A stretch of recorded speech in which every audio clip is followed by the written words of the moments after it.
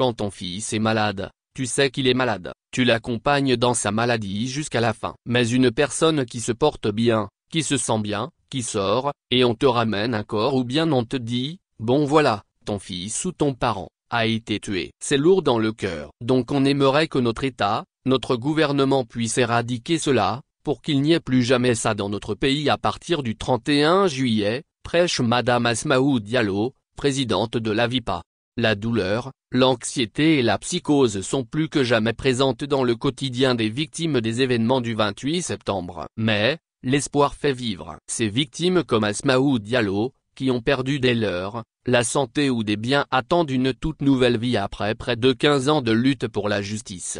C'est un long processus. On a toujours réclamé une justice et Dieu a fait qu'en 2022, le procès a été ouvert et il a avancé. Maintenant, on parle de la fin du procès. Nous remercions Dieu et prions pour l'âme de ceux qui sont disparus au cours de ce temps. Que le bon Dieu nous donne la chance de voir la fin et d'être satisfait de la sentence qui va tomber. Mais on aimerait vraiment que le gouvernement guinéen puisse faire le pas pour protéger les victimes, qu'on ait la vérité et surtout qu'il y ait des réparations au niveau de toutes les victimes et une garantie de non-répétition dans notre pays. Il faudrait que l'État puisse garantir cela pour la Guinée, pour les Guinéens, pour qu'on puisse vraiment se sentir dans des conditions favorables dans notre pays, a indiqué la présidente de l'association des victimes du 28 septembre 2009.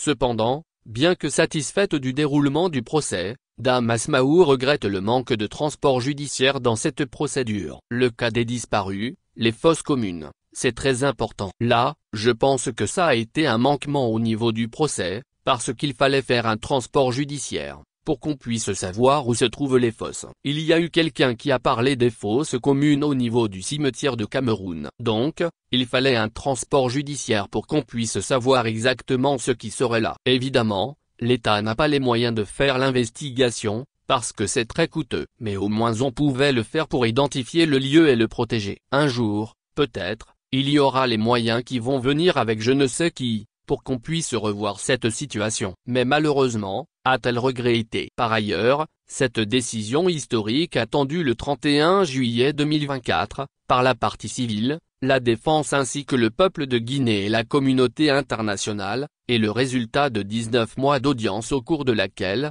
la perpétuité a été requise contre la plupart des 12 accusés.